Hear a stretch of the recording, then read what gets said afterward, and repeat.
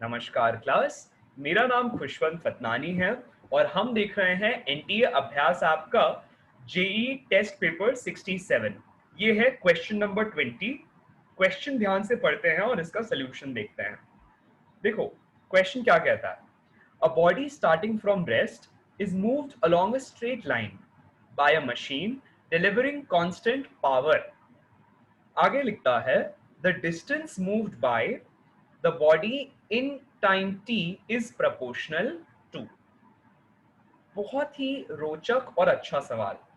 एक बात दी हुई है कि बॉडी रेस्ट से शुरू हो रही है। रेस्ट का मतलब है velocity v is zero initially, है ना, शुरुआत में वेलोसिटी जीरो है। हम मान लेते हैं कि जो मोशन है वो ओरिजिन से शुरू हो रहा है। ओरिजिन मतलब x is equal to zero से।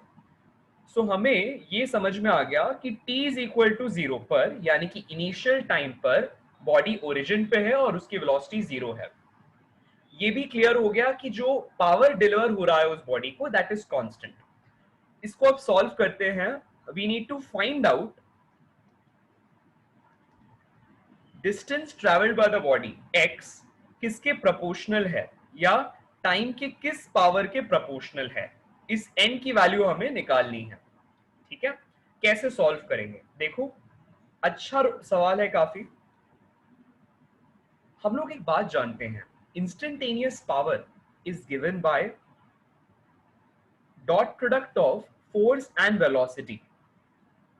अगर फोर्स और वेलोसिटी एक ही डायरेक्शन में है so this becomes F V cos zero, यानी कि dot product of force and velocity becomes F into we.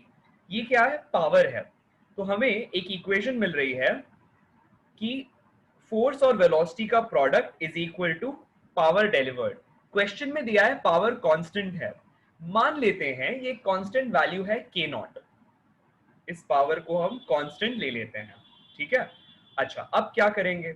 हमने सीखा है न्यूटन का लॉ क्या कहता है, F is equal to M A, यानी कि force is product of mass and acceleration, वो लिखते हैं यहाँ पे। तो ये हो गया एफ की जगह एम ए, वी जस का तस आया और यहां हो गया के नॉट। के नॉट क्या है, कांस्टेंट पावर, इसको हमने कांस्टेंट मान लिया। ठीक है, के नॉट। अब एम भी एक कांस्टेंट है। एम को हम दूसरे साइड ले जाते हैं यहां पर डिनोमिनेटर ऑफ के नॉट में और मान लेते हैं एक और नया कांस्टेंट बन गया के। तो हमारे पास आ गया एक्सेलरेशन इनटू वेलोसिटी इज इतना, दैट इज के। ठीक। अच्छा, अब क्या करें। अब हम जानते हैं एक्सेलरेशन क्या होती है, rate of change of velocity. तो हम ए की जगह लिखेंगे D V by D T, D V by D T, और v को दूसरे साइड ले जाते हैं so it becomes k by v, है ना। अब नेक्स्ट स्टेप इज, आप चाहें तो v को वापस यहां ले आइए, it becomes v dv is equal to k dt, है ना। अब क्या कर सकते हैं, ये जो सवाल है this is basically the application of integration in kinematics. तो हम यहां पे इंटीग्रेटिंग बोथ साइड्स करते हैं। ये देखते हैं कि क्वेश्चन में लिमिट्स दी है क्या। दिया हुआ है, बिल्कुल दिया हुआ है। वेलोसिटी की लिमिट्स दी है कि t is equal to zero पे वेलोसिटी जीरो है, तो यहाँ t is equal to zero पर v is equal to zero. यहाँ ऊपर जनरल टाइम ले लेते हैं t और इस पर वेलोसिटी ले लेते हैं v।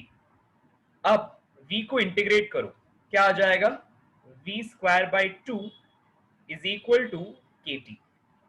और हम लोग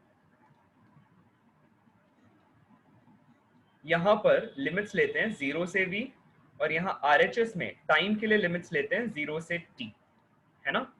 अब this will amount to v square is equal to two K T.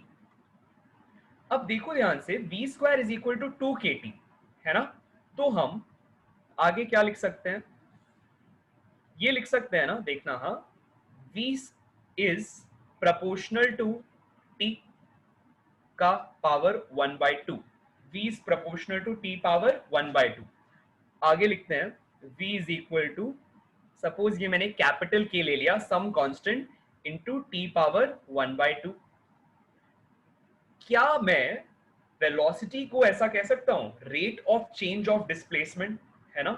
So I can write v is equal to dx by dt which is equal to k into t power 1 by 2. अब हम लिखते हैं dx is equal to k t power 1 by 2 into dt. दोनों तरफ फिर करेंगे integrate, यानी कि integrating both sides to give x is equal to k into t का power 3 by 2 whole by 3 by 2. फिर से आगे लिमिट सब्स्टिट्यूट करेंगे फ्रॉम 0 to x और 0 to t. This is what we are going to get. Ultimately ये समझो कि हमें करना क्या था. हमें बताना था कि डिस्प्लेसमेंट या डिस्टेंस ट्रैवल जो है यहाँ पर वो टाइम के किस पावर के प्रपोर्शन में है, या टाइम के किस पावर के प्रपोर्शन पर डिपेंड कर रही है, राइट? ये वैल्यू x. तो यहां देखो x is proportional to t power 1 by 2 plus 1 upon 1 by 2 plus 1, यानी कि t पावर 3 by 2, है ना? So we'll have n is equal to 3 by 2. तो देखो यहां पर कौन सा ऑप्शन मैच कर रहा है. ऑप्शन मैचिंग इज C, यानी कि x यहां पर इस केस में डिस्प्लेसमेंट और डिस्टेंस एक ही है, इसीलिए distance travelled bye the body in time t is proportional to t power 3 by 2 when power is constant. when power is constant. तो हमें क्लियर हो रहा है हमने क्या किया. मैं रिवाइज कराता हूं. देखो फर्स्ट थिंग, क्वेश्चन में यहां पर कुछ कंडीशंस दी हैं. ओरिजिन पर velocity 0, time 0, power delivered constant दिया है. हमने लिखा instantaneous power being delivered by the engine to the body is product of force and velocity. क्योंकि फोर्स जो लग रहा है और वेलोसिटी जो लग रही है on the body are in the same direction, इसीलिए the angle between them is 0 degree. तो ये 0 आ गया. F B is equal to constant, है ना? आगे इसको हमने F is equal to M A लिखा. यहां पर A की जगह dv बाई dt लिखा, राइट? और आगे इसे इंटीग्रेट किया. फिर एक्सप्रेशन आया v square is equal to 2kt.